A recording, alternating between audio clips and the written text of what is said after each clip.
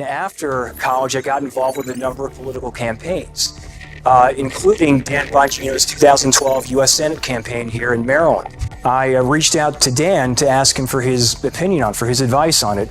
And I will, for the life of me, I will never forget this. It was a February night. I was outside with Frankie, my dog, in the backyard. Dan called me. And so I walked him through the entire situation, that I had people who were asking me to run. I ran through the water and sewer situation with him.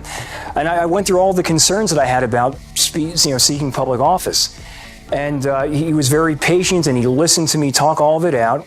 And then at the end of the conversation, he told me something that has stuck with me to this day. He said, "Joe, if you don't do something to help solve this problem, you are the problem." And so I started hearing from them, well, why don't you run for city council? And, I had always thought that I would do that at some point. I was 26 at the time. I'm 38 now, but I was 26 at the time.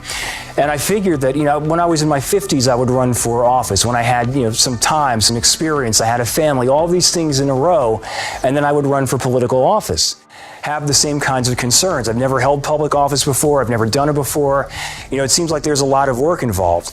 And the reality is if you treat it the right way, if you really go into it with a genuine heart, the really genuine love of the community of which you are a part and you want to serve, it does in effect become a second full-time job. You're going to have days where, apart from family, apart from your regular job, the only other thing that you're doing that day is being concerned about what's going on in your town. And it's it's normal. And if you don't mind low pay, if you don't mind that you're going to be making some very difficult decisions, and if you don't mind the fact that you have sometimes you're going to have very long hours, that sense of love for your community is going to outweigh all of that. It really is a genuinely rewarding thing because the decisions that you make are going to affect people on a daily basis and that you live among. These are the same people that you're going to see at the grocery store who are going to want to talk to you about potholes on their road, or maybe the street light has gone out or something. And you're going to be making a lot of choices that are going to be simple everyday choices about how do we go about you're replacing those lights. Do we renew a contract with the electric company to replace those lights?